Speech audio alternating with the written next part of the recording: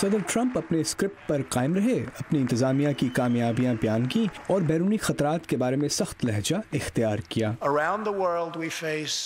دنیا بھر میں ہمیں سرکش حکومتوں، دہشت گرد گروہوں اور چین اور روس جیسے حریفوں کا سامنا ہے جو ہمارے مفادات، معیشت اور اقدار کے لیے چیلنج ہیں۔ ان وحشتناک خطرات سے نبرد آزما ہوتے ہوئے ہمیں معلوم ہے کہ کمزوری دکھانے سے یقیناً تنازعات کا راستہ کھلے گا اور بے مثال طاقت ہی ہمارا بہترین دفاع ہے۔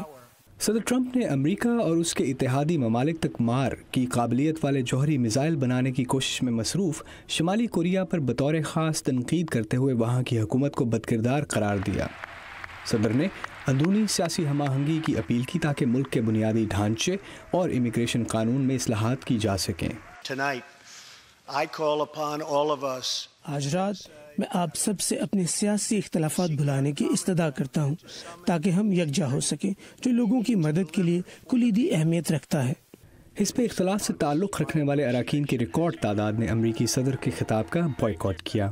ڈیموکریٹس کی جانب سے سرکاری رد عمل دیتے ہوئے کانگریسمین جو کینیڈی نے ایک بار بھی صدر ٹرمپ کا نام نہیں لیا۔ بدماش شاید مکہ مار سکتے ہیں یا نشان چھوڑ سکتے ہیں، لیکن وہ امریکی تاریخ میں ایک بار بھی لوگوں کی اپنے مستقبل کے لیے یکجا ہو سکنے کے عزم اور طاقت کا مقابلہ نہیں کر پائے۔ ایسے ملک میں جو اپنے 45ویں صدر کے بارے میں گہری تقسیم کا شکار ہے، امریکی ووٹروں کی بڑی تعداد کو ایک صدارتی خطاب شاید متاثر نہ کر پائے۔